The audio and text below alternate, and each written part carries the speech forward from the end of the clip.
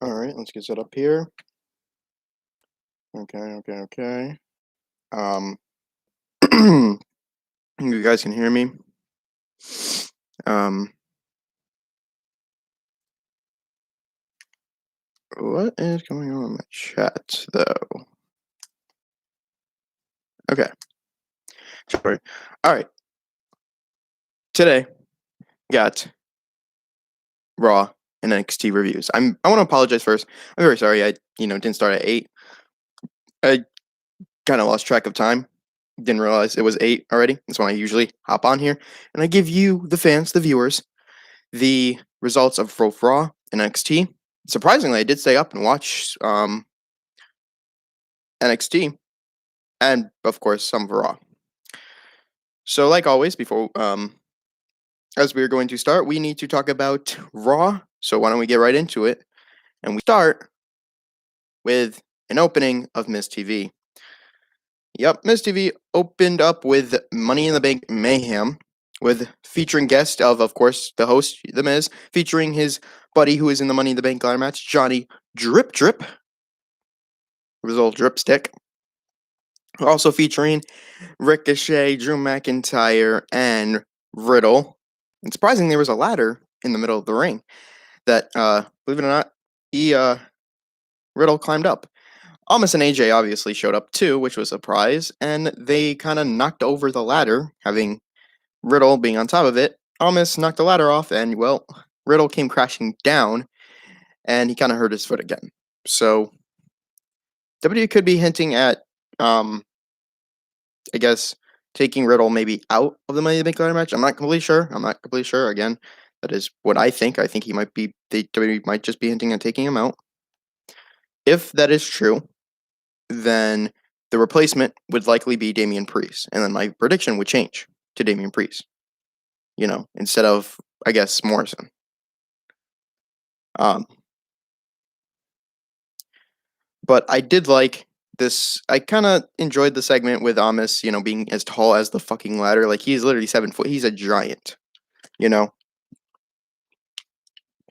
So, I'm excited for the beginning, but I think What Culture said it best. What was the point of this? What did it lead to? Led to nothing. Well, that we thought, because what it led to was a match between, a rematch between John Morrison and Ricochet. And let me be completely honest. These two men are both talented superstars. Johnny Drip having some in-ring experience. Same with Ricochet with NXT. So both of these guys put together, and if you saw their match last week and how I gave it 4-star rating, yeah, they deserve that 4-star rating. For this one, of course, it kind of got to nick it a little bit because of the ending. You guys know I realize, and you guys know I realize a lot of things, but what I don't really realize, I don't realize the fact that WWE has to always use countouts, disqualifications in these situations. I don't realize the fact that WWE has to use them. They don't have to, but they do it. So let me get the realization of this. You have Ricochet and John Morrison face last week to now face them this week, but the ending is a countout. I don't understand that ending. And what made it even more stupid was Miz blocked Ricochet from getting to the count of 10 into the ring. So, really, it's not a good look for him. But, this is stupid. I think everything I kind of said might have been just stupid. But, yeah, this match was alright. And it was because it featured two great talented superstars, but the ending is what I'm nicking it for. So this week, it'd probably get like a 3-star rating. I'd give it, honestly. I'm not Dave Meltzer, so. But John Morrison won via countout, and it ended the same way it kind of did last week. The only difference was it wasn't a double countout. It was a countout for a Ricochet. I really think that there should be a, I guess, countout counter. That would just be a pretty good name for it too. What Culture? I'm giving you something. We then got to this match. so many things. I was just obviously I usually practice to I practice on how I'm gonna go out and go on here and tell you guys how I view it as. Well, I should just do that, right? Well, if that was the case, um, it would be, well, this match fucking sucks. I don't like it. Let's just give it a 2-star rating. I'm not gonna do that. That's my real reaction. Of course, that was what I planned to say. This right here, remember, all of this is not scripted. This is all real life. We had a 8-woman tag team match. How often do we get that? Not so much. So those matches are fucking rare. But if the WWE keeps doing it, it's going to be considered common. So it was Nia Jax, Shayna Baszler, Eva Marie, and Doudrop taking on Nikki Ash, Alexa Bliss, Asuka, and Naomi. And this match, with all the competitors in it, the match was all right. Wasn't decent. It was well, yeah, actually, it was decent. Wasn't bad, but it was not good. Let's get that out of the way, because it ended with I guess they just ended with Nia Jax. I think Nia Jax picked up the victory.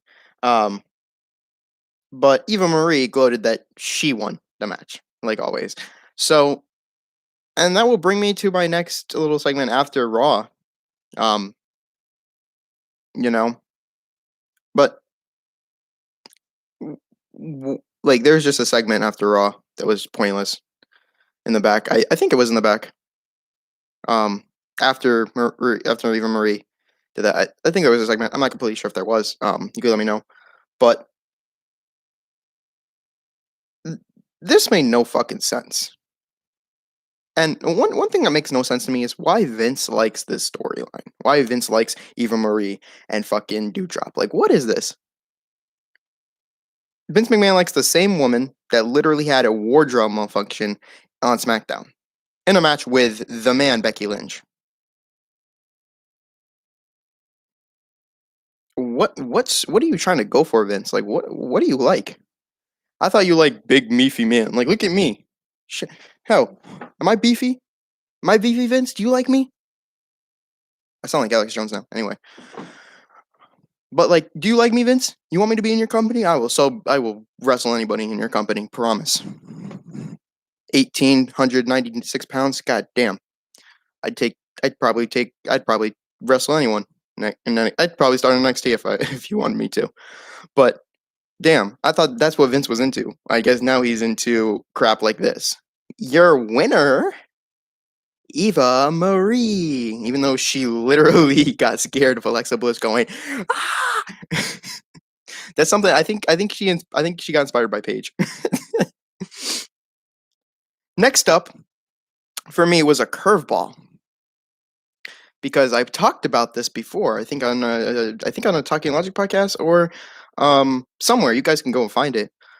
I talked about Mustafa Ali managing Monsoon into the United States title picture and try to get him, United States champion, and then have them feud for that. Have build up Monsoon with Ali. Get him all build up.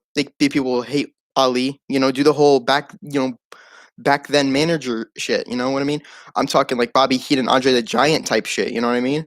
It's like Bobby Heenan being the heel, manager, and then having the, Andre Giant be kind of a heel, wrestler, but then turn face, that kind of ordeal. But flip it, have, Monsoon be the, I guess, the, popular in the ring, and have Ali be the manager. It just works that way. But they didn't. They actually went with Ali versus Monsoon, and surprisingly, Ali won. Ali defeated Monsoon. So, yeah, I give this match a good 3-star.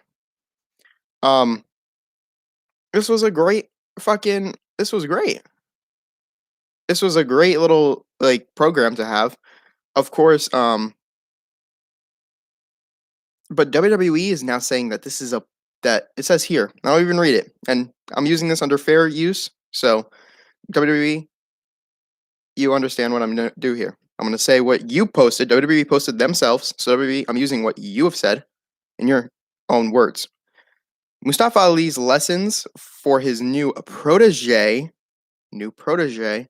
Monsoon, headed into the ring as the two combats went toe to toe. Monsoon slightly hesitated when his opponent's leg got stuck in the ropes, allowing Ali to swoop in for the roll up. Yep.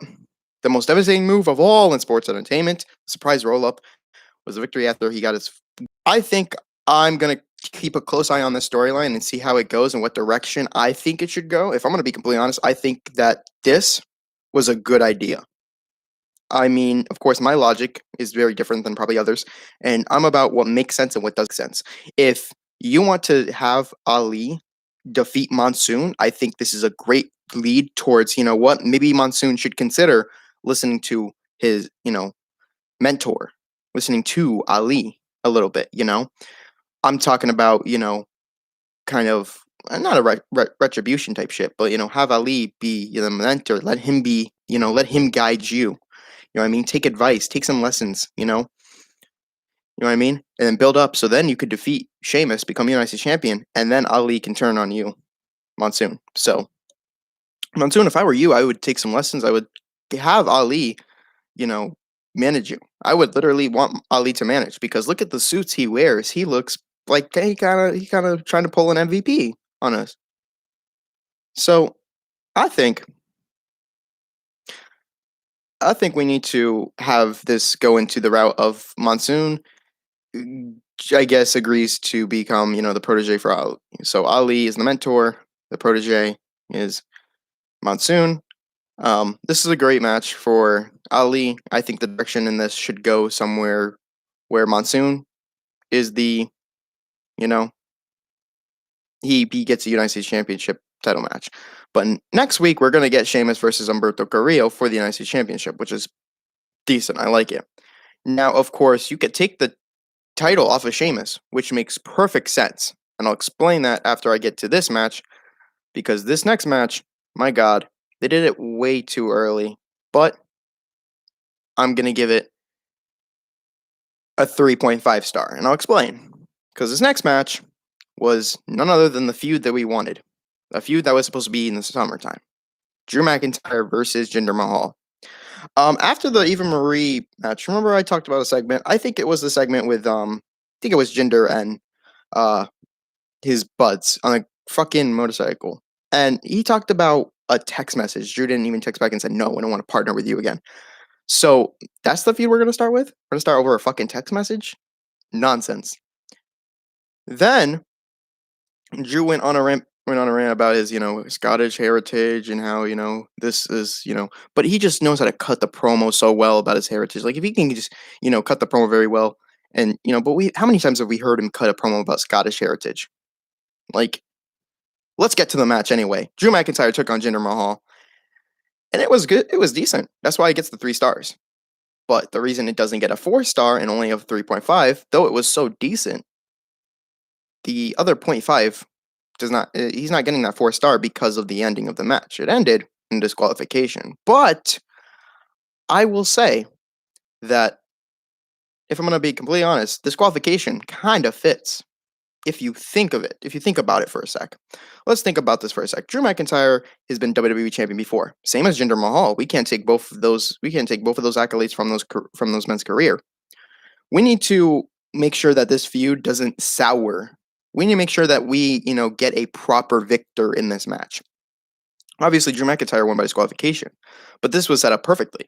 You have the men, come in and just have them just destroy Drew McIntyre. Now, I will get to the part that does not make sense, but I need to say this qualification part does make sense. Of course, if you want Drew McIntyre and Jinder Mahal to keep their feud going, I think disqualification is supposed to realize that we're going to get a big feud between them and that someone's going to come out victor. We need to see a pin. And I really think if you're going to go with this, Drew McIntyre, we need to have Drew McIntyre feud with Jinder here. And we need McIntyre to come out with a victory. So disqualification does fit in this sense because this is a big feud that's going to eventually go blast off. But there's one thing that did not make sense, and I was going to tell you about this, and it was, what the fuck are they fighting over? Is it a text message, or is it the fact that Jinder Mahal literally said, his words, not ours, his words, he said that you took my opportunity, so I am going to take your sword.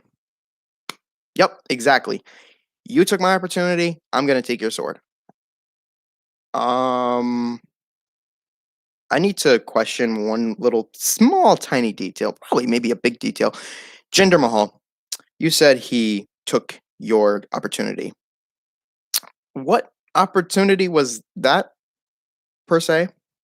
Because last time I know, you were on main event taking on Jeff Hardy. Then you came back on Raw and you took on Jeff Hardy. Jeff Hardy, nowhere to be fucking seen this week, which sucks. You then, um, you then had a battle royal match for an opportunity, and you got eliminated by Damian Priest, not Drew McIntyre. No, you got a kick to the head by Damian Priest.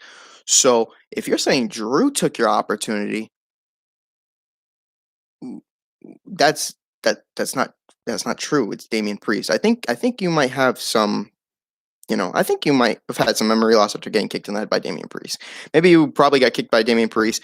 Then you woke up from getting kicked and you opened your eyes and realized, oh my god, yeah, Drew McIntyre. Like, let's be honest, Drew, you are a talented superstar, but it's not your fault. You need to get that sword back, though. So there are three things to why they're feuding. One, over a fucking text message, nonsense. Two, the fact that Drew McIntyre, I guess, took Jinder's opportunity, which is clearly false because what opportunity did he have other than getting the Battle Royal match and getting thrown over the top rope and kicked to the head by Damian Priest? And three, you took his fucking sword. You took a sword, and I guess now you're gonna beef over the fact that you have a sword. So instead of a kendo stick, why don't you have a sword on a pole match? Like the Singapore cane match. Remember those? Remember those? I remember those. Why don't you put the sword all the way up the top, and the winner gets to keep the sword?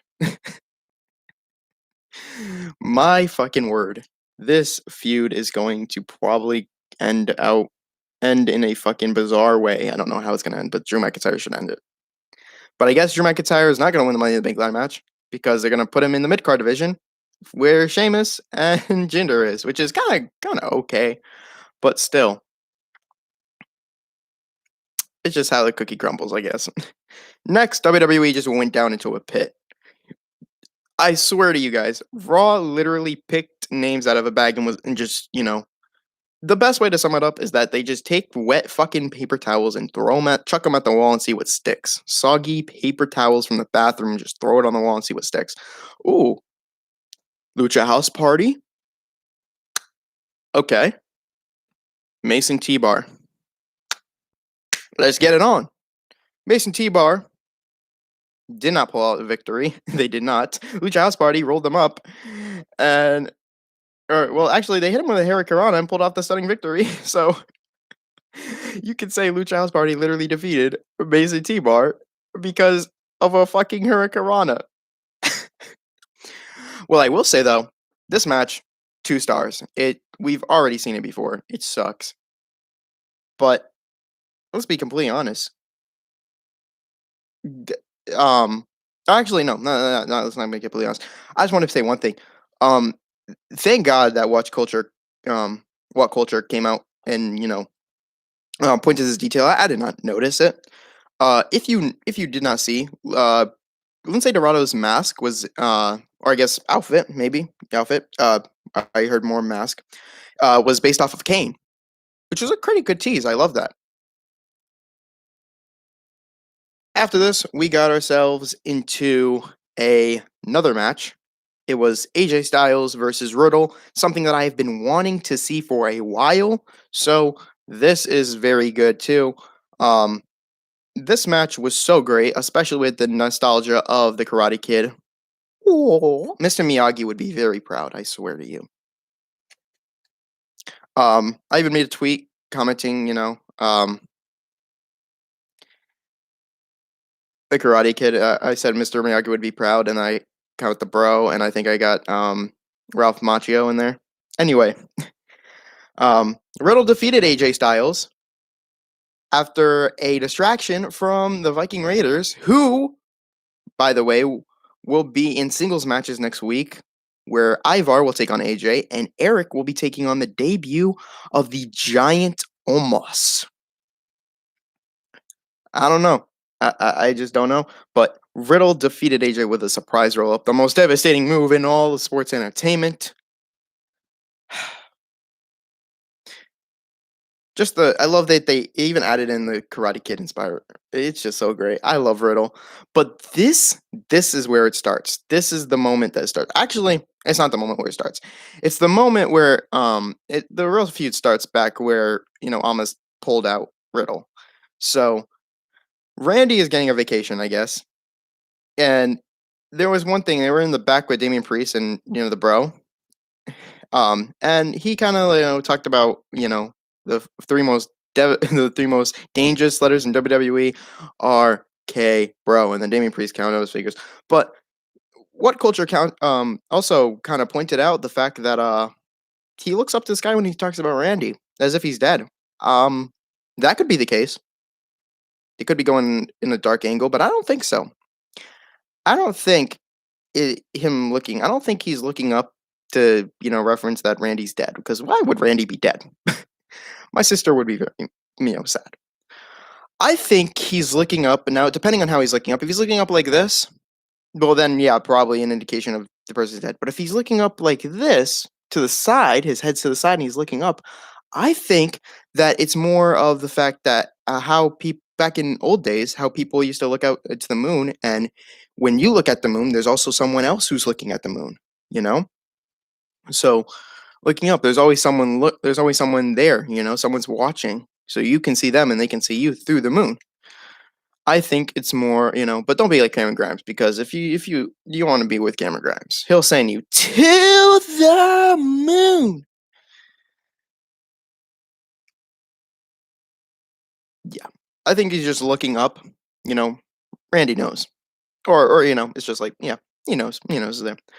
Riddle pulled off the great victory. I liked it. It was so good, but I can't wait for the Raw Tag Team Championship match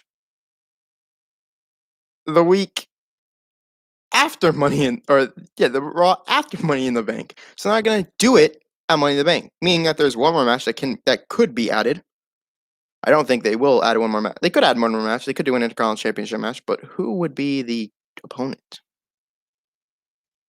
I don't know. Anyway, we're gonna get some qualifying matches on SmackDown. So I guess we're going to get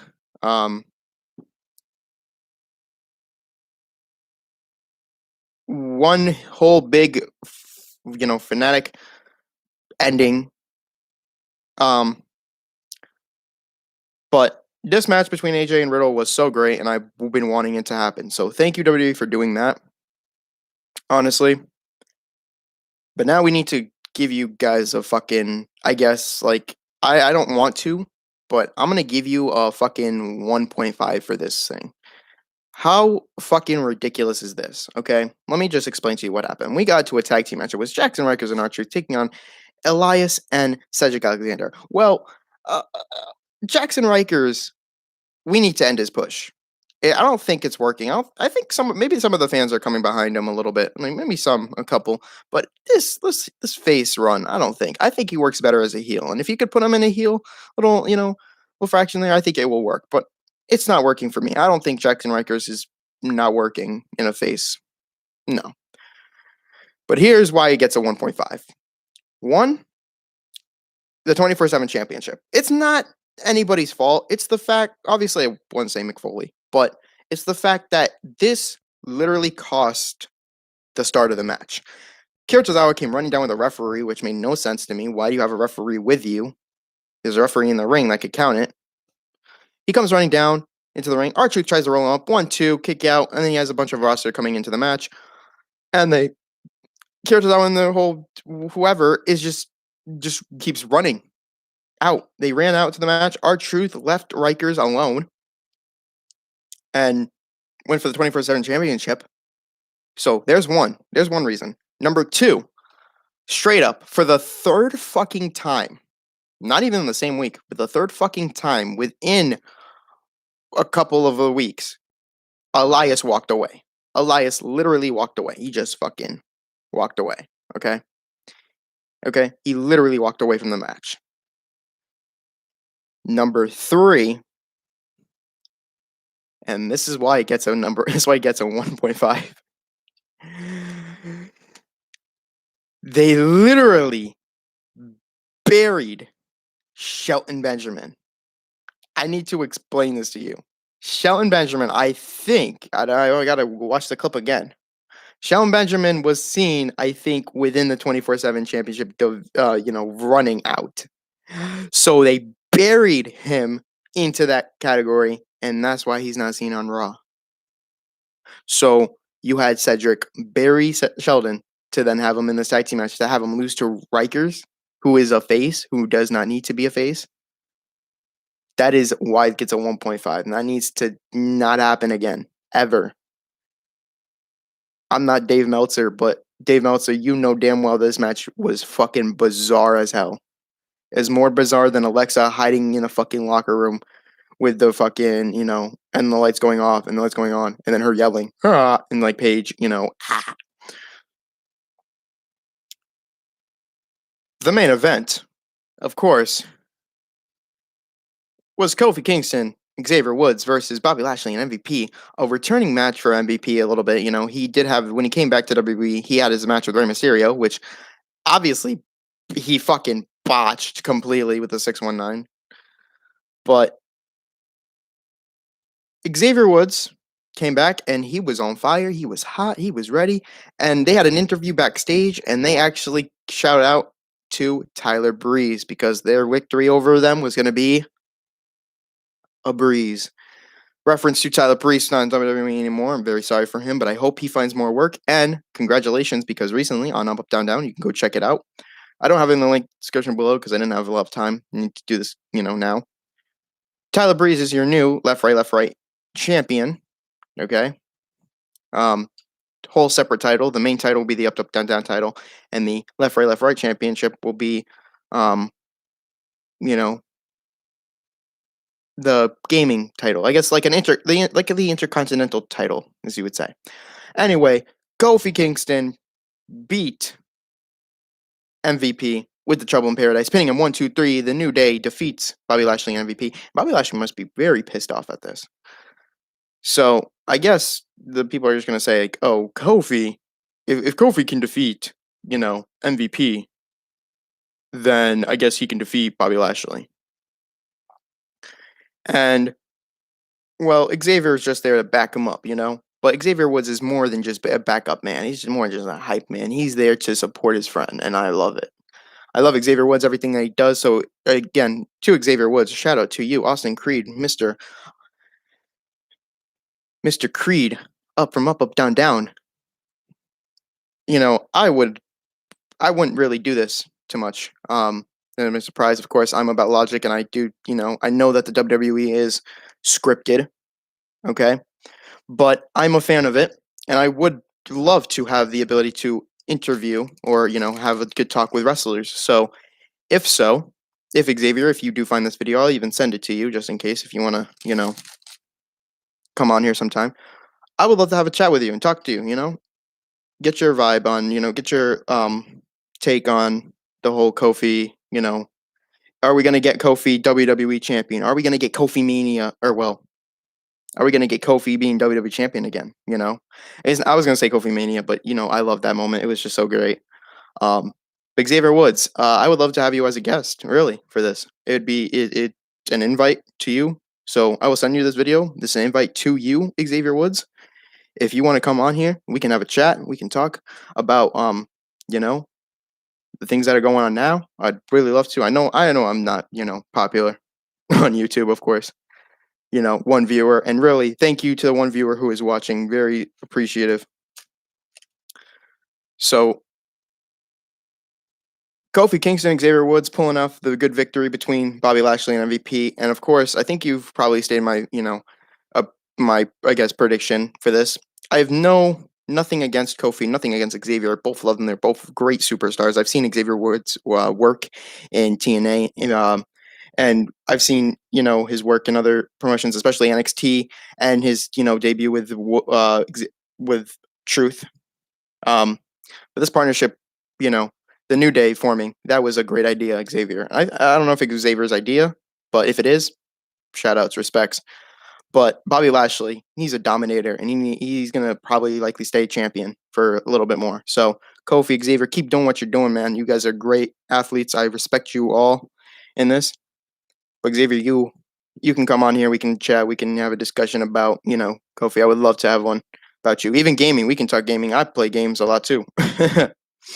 um, but yes, I will send you this video, Xavier, so you can see it. But before we switch over to NXT, there's something I do want to bring up. Two things actually. Well, I'll talk about it right now.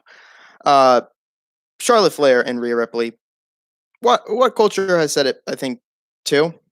No, not watch culture. Sorry, WrestleMania has said this, and it was part of the bad category when they reviewed Raw. This needs to be canceled. Charlotte and Rhea do not have really. This was bad. They both looked like fucking. They both tried to sell it, and it did not work. It was not good. And here's the thing for me. I'm calling Rhea Ripley for the winner. But now I really do. At this point, I kind of don't even want to see the match on Money in the Bank. I don't. And this is hard for me as logical predictors. Really, it shouldn't be a problem too. How do I predict my matches? It's based off of logic. It's based off of what makes sense. Well, to help me make sense, my logic needs to be provided with other aspects of the thing. Of course, there are three aspects of that I look at to predict my make my prediction. Obviously, longevity. Like, how long is this going to last? Or, well, moving, of course, forward, how is this going to work in the long run? Okay, that's one. Two, the story that they are trying to tell, so I get the understanding and the gist of the aspects that are going on within this story. Okay, like what are they fighting over? What is this about? Why is this beef? Why is there feud? What is it? What is that? And then three, the most plain, basic fucking like aspect of predicting a fucking match: the characters. Who's the heel? Who's the face? Who's getting the push? Who's getting the fucking, who's getting the nerf? Who's getting the pushback? Who's getting the push? Who's not getting the push? Who's not getting built up? Okay? And then if I do get a prediction wrong, I sometimes will question why, or I will try to understand and try to, explain why they won, because I always want to explain when I'm wrong. I want to explain why they won and why my prediction was wrong and why that, why it made sense that way and not the way I thought it would be, But again, this is something that is literally those three aspects. The only thing that is hard, the only thing that I can predict based off of is longevity. I don't know who is heel and face. I don't know what they're fighting over. So it's a very, very thin prediction I can try to make, but it's not going to be easy. So as of now, the call on a match is still, for me, Rhea Ripley. And I will probably say that continuously because that's the only thing I can think of. And one thing, part of this, I'm saying Rhea Ripley because there's one thing that popped up in my feed recently that was recommended. It was Becky Lynch on NXT with the Raw Women's Championship and Rhea Ripley interrupting her and coming into the ring. So I think whoever wins this match is going to face Becky Lynch at SummerSlam because she'll be returning. So I don't know when, but that is the idea of the match and who I really think should be it. But do also remember, Becky Lynch's The Man character did not come until a SummerSlam where she attacked Charlotte. And Becky's The Man character is supposed to be a heel, but people got behind it, so they turned it into kind of like a Stone Cold Steve Austin. So I guess when the fans come back, she will be back and she will blow the roof off of the whole place. I don't see anybody cashing in on the Money in the Day or the day of the Money in the Bank. Do not see it when they win it. I do not see him cashing in. What I do think there will be is that there will be two things when I will explain both sides, and I think this would fit very perfectly when I get to my predictions video. That will be in 1 week time. Let me just make sure that is correct. It should be 1 week time. It is happening the 18th. I was wrong. It was not the 16th. So yes, 1 week time. The 17th will be my prediction video. So this week you got Talking Logic, and then the 17th will be the Money in the Bank predictions video or live stream where we will cover SmackDown. We'll also predict Money in the Bank, and we will get that all clear and done. But the second thing that I had was before we move to NXT, Great American Bash. Don't forget to hit that subscribe button. Leave a like, comment down below, turn on those post notifications so you'll never miss a stream about wrestling. The Great American Bash is where we support our troops, who support America. But of course, to support our troops, we have the Tribute the Troops, little show. So again, the Great American Bash is just another pay-per-view like it. I respect America. And 4th of July came, and I hope everybody had a great 4th of July. If you guys did not get to watch it, go down my recent live stream obviously after I'm done with this live stream. Go check out my other live stream where I live streamed Great American Bash 2007 exclusively from Peacock, and my reaction to it. I thought it was really good. I thought of the John Cena and Bobby Lashley match. It was decent. It was so great.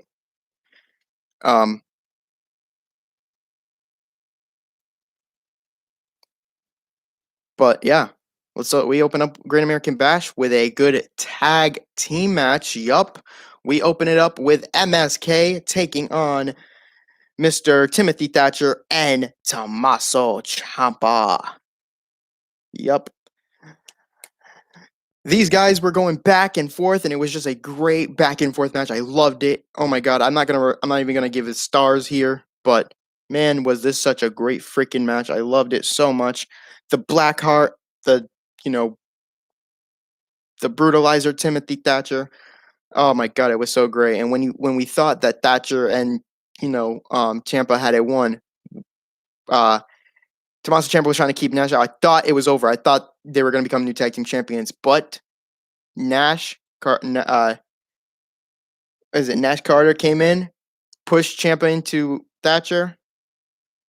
Thatcher lost his balance when we got the ankle lock, and believe it or not, Mr. What's his name? Mr. Wesley grabbed him, rolled him up 1, 2, 3. That is it. They retain. MSK, your tag team champions, retain against Tommaso Ciampa and Timothy Thatcher. It was such a great match. I couldn't ask for a better one. It was just so fucking awesome. It was great. God. Then we got some other news. William Regal and Samoa Joe were in the ring at the same time, and this was a little bit maybe a good announcement. Johnny Gargano came out. Then Karrion Kross came out, and there was some beef between them. I didn't know. I thought they were going to defend their title. Like we were going to have a title match, but we're going to get that next week. Because next week it will be Karrion Kross versus Johnny Gargano for the NXT Championship. But there's something more to this too. William Regal wanted to make sure that both men, obviously both men can sort their differences out, and in order to stay, to make sure that this does happen, we're going to get a special guest referee.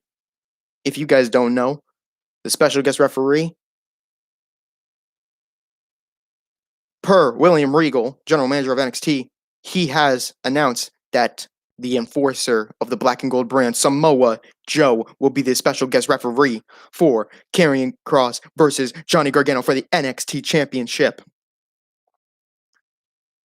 And Joe has said this before we got to our main event. Joe has said this. He said that as long as he is not provoked, he's okay with it.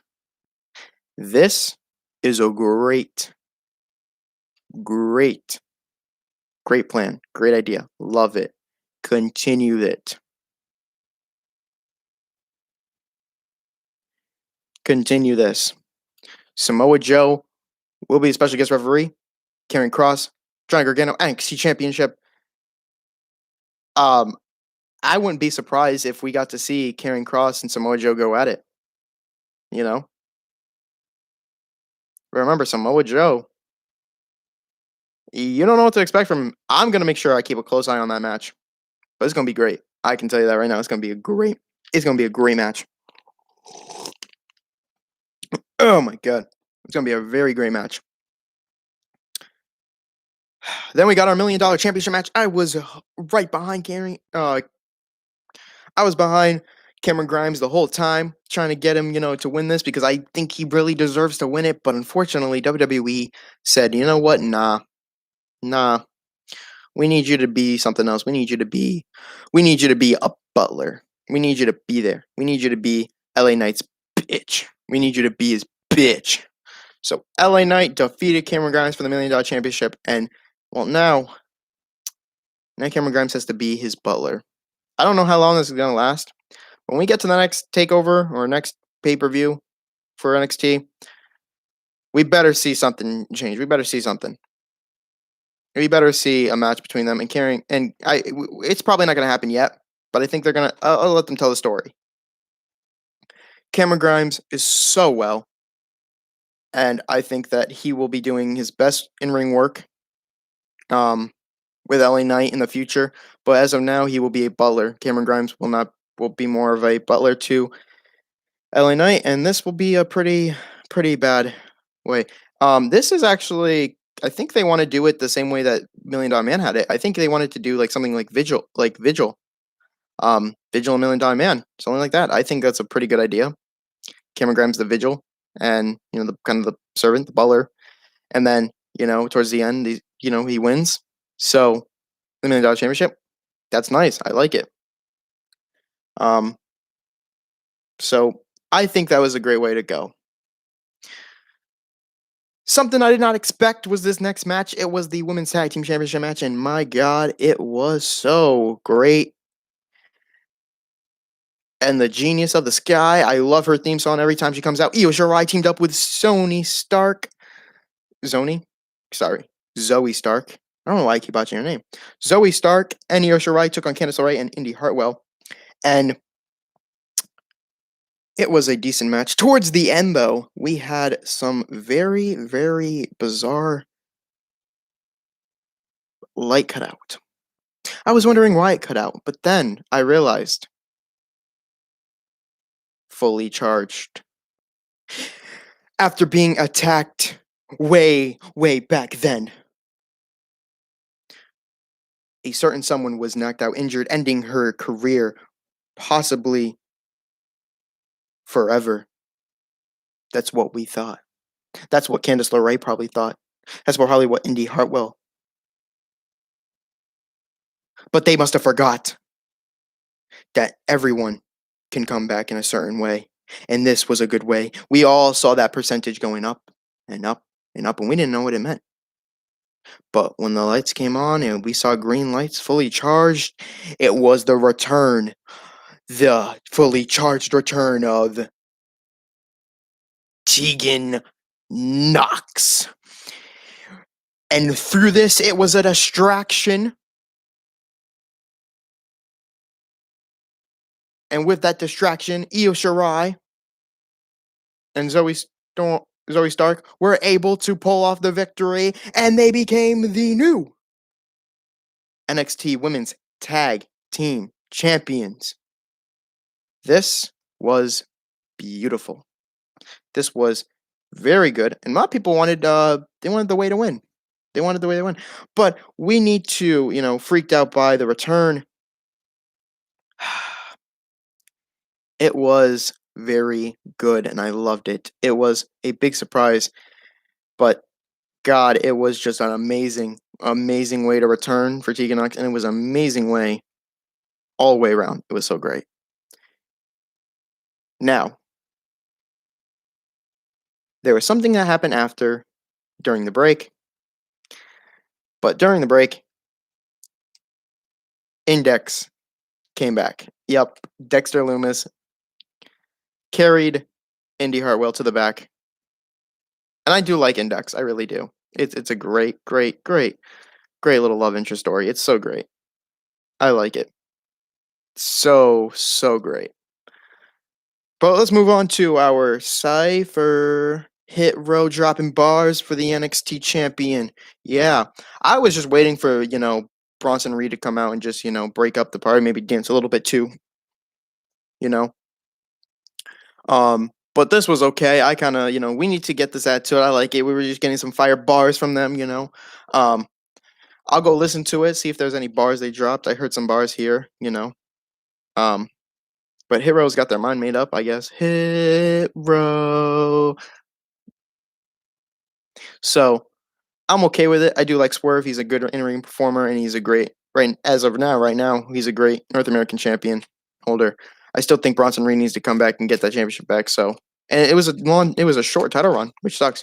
But I do think they might just be bring him up into the main roster, which would be is perfectly fine if that's what they're doing. Might have been a short NXT North American Championship run, but if they're bringing up to the main roster, I'm perfectly fine with that. Really am. Don't know what brand he'll be on. If I'm going to be completely honest, I think he should be on SmackDown because they have less men, less women, and I even did current day superstars for Raw and NXT and SmackDown one time, 2K20, of course, it's like his game ever, but I did that, and there were about 35 individuals, about 35, somewhere maybe more on SmackDown alone. Yep, on SmackDown alone, and I excluded those who were not on WWE anymore, and I excluded any legends, all legends, and I excluded the likes of Shane McMahon and Triple H, except for NXT. Triple H and Shawn Michaels do appear on there, so yes, I did put them on there. But I excluded anybody like Vince McMahon, Stephanie McMahon. I excluded them. Anybody like who was also out doing certain things. So like Titus O'Neil, excluded him out. So I try to put them in here, and there was just less people on SmackDown that I saw. So, and I think it's great to have less people on, a show, but we need some more. An average round, maybe about, I guess, about 45 people, 35 to 50 people should be enough on a brand. I really do think. But yes, I do think Bronson Reed should go on SmackDown. Anyway, let's get to our last match, which I knew was going to happen. Kyle O'Reilly won the first match, and it was because of the aspect and the fact that Kyle O'Reilly was his own man. The whole story was based around that Adam Cole thought that Kyle O'Reilly can't do it without Adam Cole. Kyle O'Reilly will be nothing without Adam Cole, and it was wrong. That's why I wanted Kyle O'Reilly to win at Stand Deliver, because Kyle O'Reilly could prove himself. But now Adam Cole was winning it the second time around. And the reason for this is because he's a badass. He's viewed as a badass, and I can't go against a badass. Give me Adam Cole, baby. Or sorry, give me Adam Cole, baby. Maybe it's the other way. I don't know. Okay, there we go. I did love this match. It was so great. Towards the ending, he hit the Panama Sunrise, not sunset. Tyler Breeze. He hit the Panama Sunrise, and he then hit him with the, I guess, he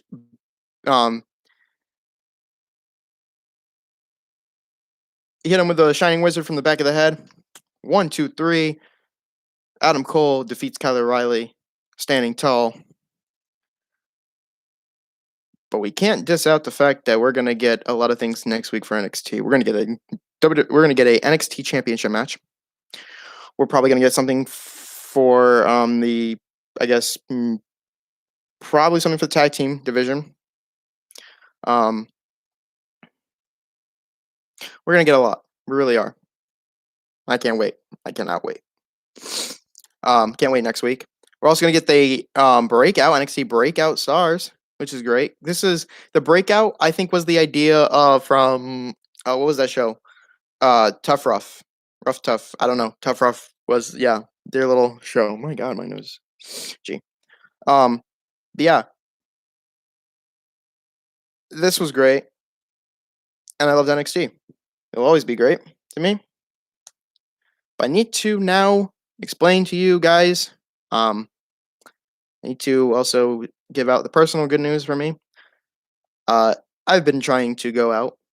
Other than doing this, I've been out looking for jobs, and I think I finally found one. And I'm proud to announce that I have got an interview today for a job. I'm very proud of myself. My mom's proud of me. I'm proud to be working. Okay. I'm going to be working part time. So, more likely on Sundays. So, hopefully, depending on the days, I'm not completely sure what days, but depending on some of the days, there might not be a review or they might not be a um, talking logic. But again, it's work. So, I can't give up, I can't give up that. But I will do my best to try to give all the fans out there what they want, and that is wrestling. That is the topic of wrestling. That is what I love. That is something I've been a fan of I guess my whole life. I'm not leaving the community just yet. I'm not leaving the community just yet. I will never leave the community. What am I saying? I will continue to do this shit until I become fucking probably old. But I will continue to love this because this is some good shit. Um, there was one time I left the WWE, I left the wrestling community, and it was because it didn't interest me anymore. That I thought it was. I was more into the gaming world, and I didn't have time to watch, wrestling. And it was just the bullshit. I think it was back in 2017. I stopped watching it. I haven't been watching wrestling that much. Then I got right back into it, and I had to watch YouTube clips too. Wasn't a viewer at some point. Wasn't a certain viewer, and it was crazy. But I got right back into it because it started to do some more. It started to make some changes and stuff. So I've been a fan since 2012. But yeah, I'm a good personal news. I'm happy. I'm gonna get this. Hopefully get this job. I will still update you guys, and I'll update more of my family member to know if I did it or if I didn't get the job. I will let you guys know. That's some good personal news there. Moving forward, the last thing that we will do for this, and we will do for you know talking logic, and that is the very own what we're going to see next week, what we are going to get. So I'm hearing that we're going to get AJ Styles versus for Raw, AJ Styles versus Ivar. Um, there's that match. Sheamus versus Humberto Carrillo. And there's one more match. I forget we were gonna get. Oh, yeah. Something that I don't even want to see anymore. But I think is gonna be good. It will be John Morrison versus Ricochet in a false count anywhere match. Yikes. Okay. I want to make some predictions for this, even though I really don't make predictions for Raw. But since they're announcing some of this and give my headspace. Ricochet should win because he shouldn't have lost that fucking. He looked like a dumbass in that sense too. It just made him look like a dumbass. Really did. It made him look like a complete dumbass. He's just crawling on the floor. What is he, a baby? A toddler? Like, what the fuck? Ricochet for the victory in that false count match. I think Amos should win his debut, like his singles debut match against Eric. I think that AJ should lose against Ivar. Yeah, Ivar should beat AJ, and Eric should lose to Amos. And if WWE is willing to put the title on Humberto, then Humberto. But I still feel like Sheamus will retain. So my vote, Sheamus. My prediction, Sheamus will retain. But if WWE wants to go in the route of making Monsoon former champion, maybe I'm okay with that. That means that Alberto Carrillo can, be champion. But also, Sheamus did defeat and prevent Mr. Monsoon to become a man with 50 victories. So, still, my prediction is Sheamus retains. But if WWE wants to do, the high flying route and have Monsoon take on Humberto, perfectly fine with that. Perfectly fine. Raw should not have to be completely shitty. NXT. Unless Karrion Kross is going to the main roster, then I think that, and that is unless Karrion Kross retaining, unless he's going to the main roster, then I will go Johnny Gargano. What I do want to is say is that I don't know where else we're gonna get for NXT, but I do know is that championship match will happen, and I don't know what Samoa Joe will have planned. But I think it's a great story. It'll be a great story for Samoa Joe, and I think he has said before in an interview. I think he said this before that he wants to be he wants to go back into the ring. He wants to go back in ring, and this would be nice too. His promo cutting, everything is so good about him. So I could see him defeating Karrion Kross for the championship, if that is great. But Samoa Joe needs to get away from that enforcer line. So this could be a good build to that. Therefore, Karrion Kross would have to retain. So my prediction is Karrion Kross will retain his title. Samoa Joe will get provoked somehow, some way from someone. I don't know if it'll be Karrion Kross. It could be Johnny Gargano, but I do think that we'll see Joe provoked, likely. That's moving forward. That's it. We got SmackDown Friday, and we are going to do Talking Logic on the 10th. So there's that. All right. Yeah. Thank you guys for being here so much. Please, once again, don't forget to hit that subscribe button. Leave a like, comment down below, turn on those post notifications. Can't believe I botched it. I should try it again. Nah, it doesn't matter. Turn on those post notifications so you'll never miss a stream like this one. Go watch my Great American Bash 2007 review, my reaction to it. If you guys want me to do those, and I think I've said this before, and I will say it again to anybody who didn't watch the stream, at Money in the Bank, I will be, and yes, I will be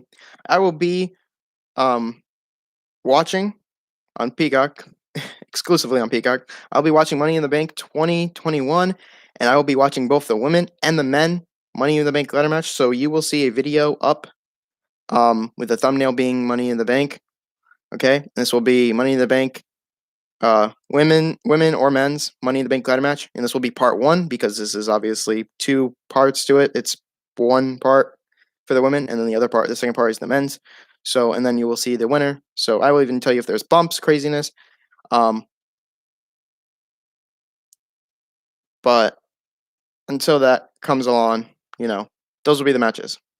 I will also put a result video right after the pay-per-view so you guys can catch that out. But yeah, this has been Raw NXT Reviews. Thank you guys so much for tuning in. I will be here next week as well to do the same thing. I'll let you guys know about the job. And Talking Logic will be on Saturday, 8 o'clock. I'll make sure next time. Thank you guys so much for watching. It's been very, very pleasure. Stay safe. Enjoy your day. Get outside. It's pretty warm out.